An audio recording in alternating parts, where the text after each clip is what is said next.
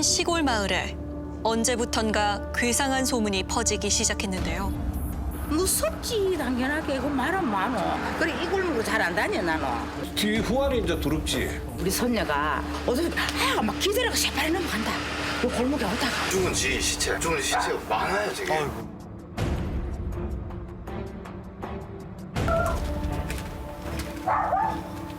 아이고. 아니, 다구름 소리 들리. 엄마, 뭐야 이거? 씨. 뭐야 이거 쥐야 뭐야? 사람이 사는 집이야?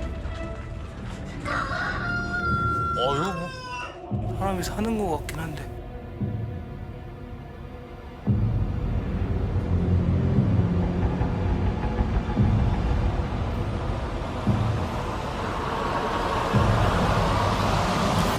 어우, 이곳에서 무슨 일이 벌어지고 있는 걸까요?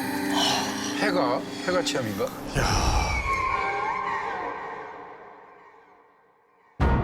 어둠이 찾아오면 동네에선 어김없이 의문의 사건이 발생했다고 합니다. 기이한 현상을 목격한 사람마다 공포에 떨 수밖에 없었다고 하는데요. 비는 부실부실 오지 아래게 비 오는 날 말이야. 아가 막 새빨리 넘어간다 막 할머니 막 기절한다나. 아이고 나는 우리 손녀 놀래가지고 깜짝 놀랐다. 따라오는가 싶어 아가 눈이 헛기비해가지고 우리 손녀가 고3짜리가 기절한다 우리 손녀가. 뒤 후안이 이제 두렵지. 피하지. 너 이 골목을 한번 지나가고 싶어도 일로 안 오잖아. 말로는 설명하기 힘든 기괴한 일들이 이 골목 안에서 벌어지고 있답니다. 골목길 자체가 굉장히 오싹해요. 그러니까 이것저것 다 억울하고 한이 맺혔다니까 그러네. 하여튼 갈도 못해. 하여튼 저를 없애야 된다. 이 골목에. 진짜 웬만해서는 안 그런데 이사 갈까 생각이 많이 들어요 요즘. 아니 무슨 일이 있는 걸까요? 뭐야? 여기인가?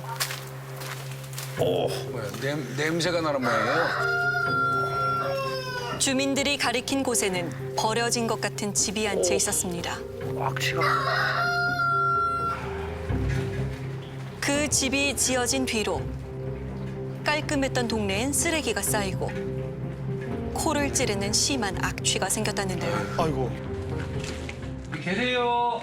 지금 이게 문제 그 집인가요? 맞습니다. 계세요. 아무도 안 계세요. 제작진도 악취 때문에 서 있기가 힘들었다고 하는데요.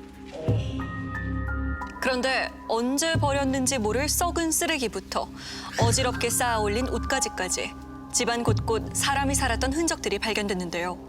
육안으로 보기에는 누군가 살다가 급하게 떠나버린 듯 보였습니다.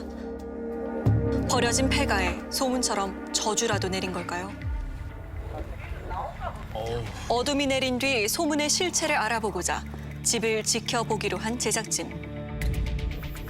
그런데 그때 불 켜지는 거야? 수상한 그림자가 모습을 드러냅니다. 누구 왔는데? 어? 저 뭐 하는 거야? 저 뭐 하는 거지? 저 빨래 나는 거지?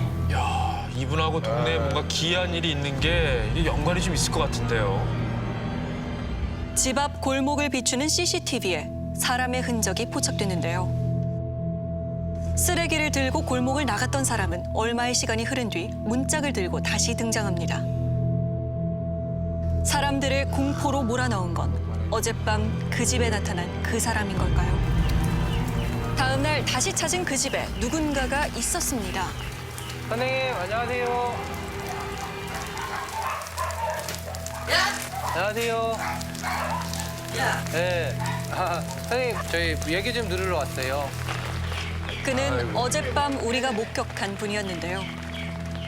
저분이 주인인 것 같은데요. 네, 바로 이분이 이곳의 주인이라고 합니다. 폐가가 아니라 사람이 사는 집이라고 하는데요.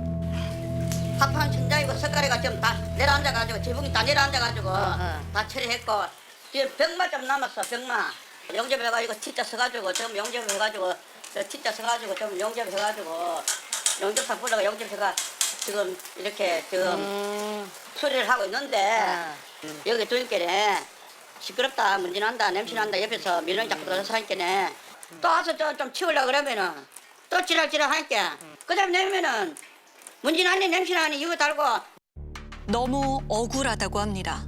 말도 안 되는 소문을 만들어 일을 못하게 방해하고 있다는데요. 정말 성실하게 살고 있는 그를 이웃들이 오해하고 있는 건 아닐까요? 집 안으로 들어가 본 상황은 더욱 심각했습니다. 뭐야? 널브러진 쓰레기 사이로 가축들까지 발견이 됐는데요. 가축의 배설물과 음식물 쓰레기가 뒤엉켜 생긴 악취는 숨쉬기도 곤란할 지경. 근데 이건 좀 진짜 아니네요. 한두 번 쓰레기 버리면 괜찮은데 매일 생음식 쓰레기를 갖다 버리면 계속 제이잖아요 이게. 그냥 뭐 짐승들 때가 밟고 막 먹고 싸고 이게 계속 반복이 되니까 비 오고 쌓이고 이래 이게 이만큼 쌓여. 냄새가 숨도 못 쉽니다. 음식물 쓰레기사 가득 방이고 뭐 다 쓰레기였죠. 온전 전부 다. 냄새 나는 거 이런 것만 없이 파리 모기만 생겨도 그정도 되지. 그런데 그게 이제 자꾸 가들어오는 문제라 이게. 가장 피해가 큰 건 바로 옆집에 살고 있는 이웃이었습니다. 아, 꽁꽁 쌌네요. 쓰레기 해체 작업을 하면서 발생하는 먼지 때문에 생활하기 힘든 수준이라는데요. 여기 되는 거 봐봐. 저 옥상에서 그 성면, 유리섬유, 폐자 여기 말도 못해. 아 여기서 작업한다니까. 왜 노란 거 그거 나오잖아요. 그게 그리 가려운 거야. 문제의 쓰레기집 때문에 내 집에서 맘 편히 생활하기도 어렵다는 이웃들. 그에게 쓰레기를 모으지 말라고 항의도 해보고 군청에 민원도 넣어봤지만 그때뿐. 주민들과의 갈등은 점점 깊어졌습니다. 그래가 뭐 시작을 하라. 이게 실제 영상입니다. 뭐 하는 거야? 얘 뭐 하는 거예요 지금? 쓰레기를 골목에 버리는 중인데요. 최 씨 때문에 미치고 팔짝 뛸 노릇이랍니다. 가만히 있나? 여기 길 지나가게 비켜주세요. 하면 막 여기 안 하나. 골목에까지 저렇게 쓰레기를 둔 겁니다. 에이.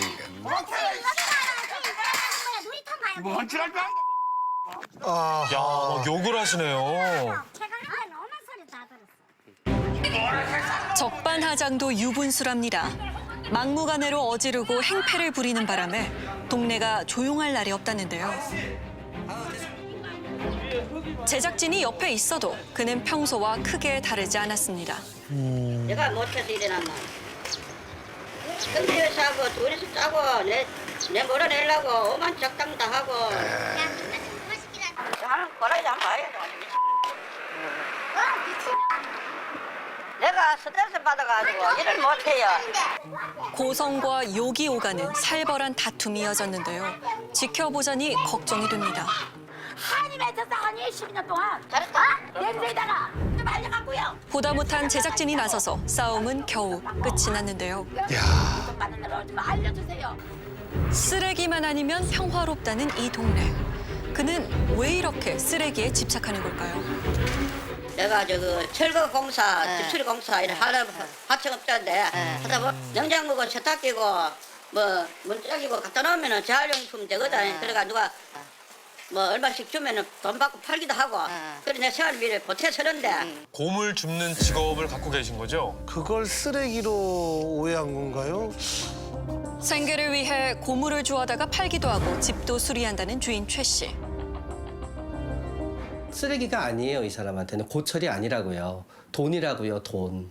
치우는 게 아니라 빼앗기는 거지요. 왜 돈이 되는 거를 갖다 우리 집에 들어와서 우리 집에 있는 다이아몬드를 갖다 너의 쓰레기 갖고 있니? 라고 누가 버리려는 거랑 이 사람한테는 똑같이 받아들여진다는 거죠.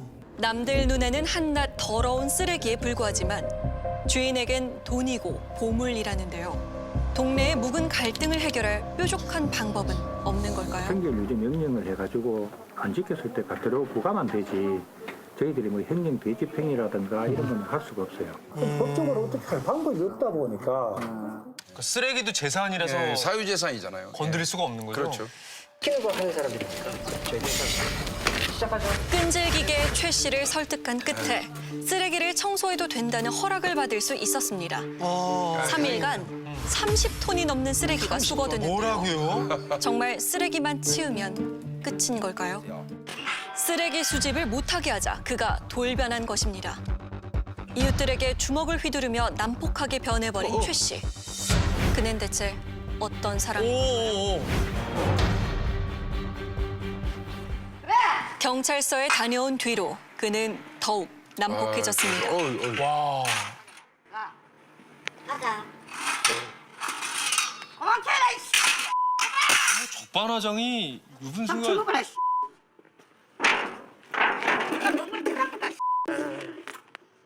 뭐 지랄 한다 이 어이구.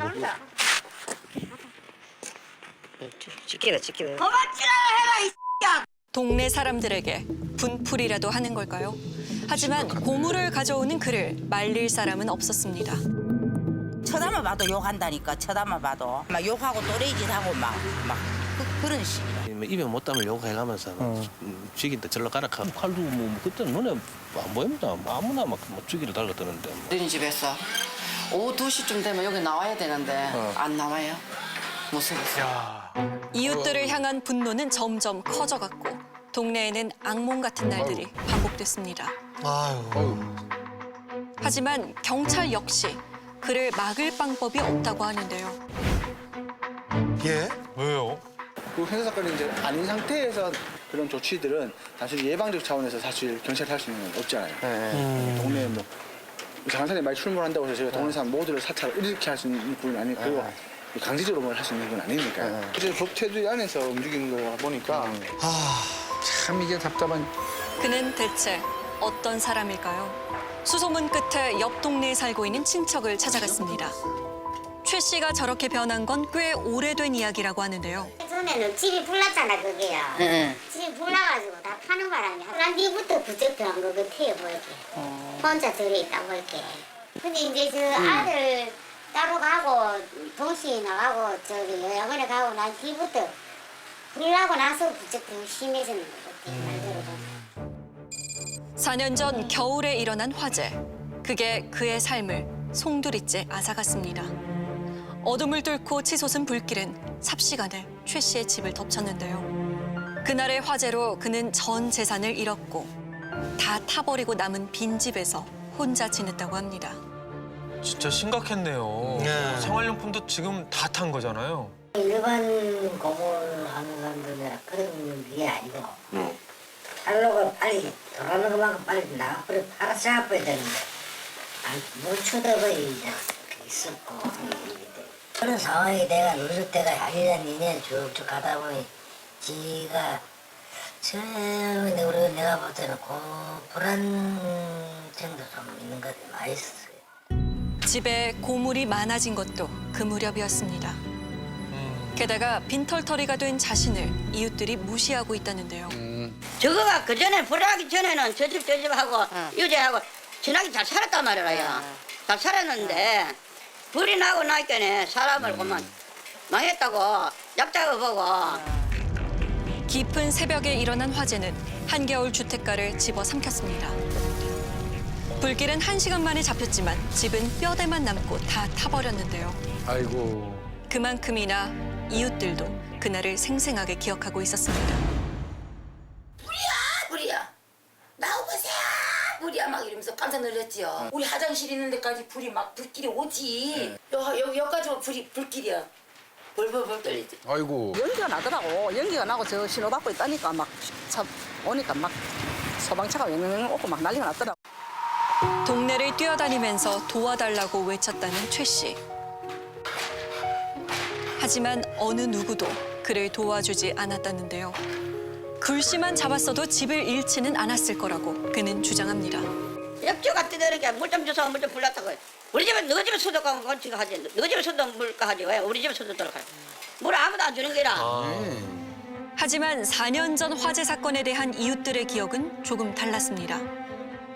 같이 꺼내려고 내가 노력을 막 했거든요. 막 방방 뛰고 막 사람 있다고 막 꺼내주려고 막 같이 그러고 같이 구출했어요 할아버지를. 예, 같이 꺼내서 그래 할아버지를 꺼내가지고는 119 구급대원들이 병원을 바로 모시고 갔었어요 그때. 불안해서 서울 듣고 뭐 급한 데는 뭐 필요한 거 사가 다르면 30만 원 들고 있는 대로 딱 들어가 돈 30만 원 주고 왔거든. 그런데 그걸 알았다 얘기라고 그래요. 진작하니 불나도 집에 오다 하고 자주 오다 하고 막 한다.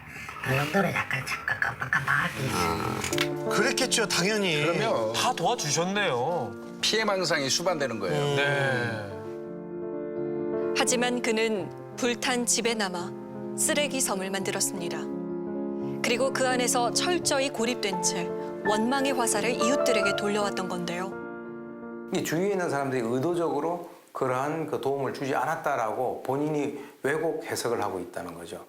그렇다면 그 주위에 있는 사람들은 다 본인의 시각에서 본다면 원망스러운 사람들, 그리고 자기에게 도움이 되지 않는 적대감을 가진 사람들, 이런 식으로 본인이 그런 왜곡 해석을 해버리는 거죠. 그렇기 때문에 주위에 있는 사람들에게는 기회만 생기면 공격적으로 변할 수밖에 없다. 아직은 안심할 수 없습니다. 그의 폭력성을 잠재울 방법이 필요한데요. 뭐 아버지랑 일단은 뭐 정신 쪽에 해가지고 좀 치료를 받도록 해야죠. 뭐 병원에 다니면서 아버지 쪽에 뭐가 문제인지 뭐 진짜 심리 치료 이런 것들을 받아보면서 뭐 원인을 저희도 아직까지 파악이 안 된 상태니까 그러니까 좀 전문적인 그 병원에 가서 뭐 상담 좀 받고 뭐 어떻게 원인을 찾아서 뭐 병원에서 치료받을 생각입니다. 드디어 이 골목에도 평화가 찾아올까요? 그런데 동네 어디에도 그의 모습이 보이지 않습니다. 오늘 아침 혹시 오셨나요? 네, 여자가 받을 거 있어가지고 닭으로 받았어. 이거 준 거예요? 네. 오늘 아침에? 네. 그 사람이 오늘 잡혀갔어요. 뭐 경찰이 오서 와가 잡혀갔다 하면 어딜리 간다 하는데 그냥. 그는 체포될 것을 미리 알고 있었던 겁니다. 순순히 경찰차에 올라타는데요. 저희들 여기서 이제 수사를 마무리해서 대구고치소로 이송할 겁니다. 구속된 이후에 처벌받고 난 이후에는 다시 동네로 돌아오는 건 맞나요? 구속된 이후에는 특별히 뭐 저희들이 논의하고 있는 건 없습니다. 아들한테 그렇죠. 그 구속 여부를 알려준 것 이후에는 그 나머지는 이제 가족들이 알아서 해야 될 부분이 아닌가 싶은 생각이 드네요. 초범이고 큰 사건이 아니기 때문에 간단한 처벌만 받고 금방 풀려날 거라는데요.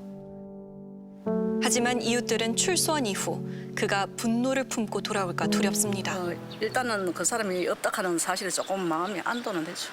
나만 보복하면 어쩔까 이런 생각도 늘 그거 하죠. 얼마나 이 사람이 불안하시겠어요. 나오면 또 어떡하나. 그 걱정이 또 제일 많이 되는 거고. 동네에 진정 평화가 찾아오려면 근본적인 대책 마련이 필요해 보입니다. 현실 검증력이 떨어져 있다는 걸 전제로 하고 가족과 함께 연락을 해서 어떤 보호 의무자에 의한 입원을 하든 시도지사에 의한 행정 입원을 하든지 간에 입원 치료로 연결이 되어서 이분의 현실 검증력이 어느 정도 회복된 다음에 지역 주민들과 공동체에서 생활하는 게 맞다고 생각이 돼요. 쓰레기 섬에 갇힌 그를 탈출시킬 방법은 단 하나. 스스로가 치료에 동의하는 건데요. 아마도 그의 불안이 사라지는 그날, 이웃들을 괴롭혔던 공포도 이 동네에서 영영 사라질 것입니다.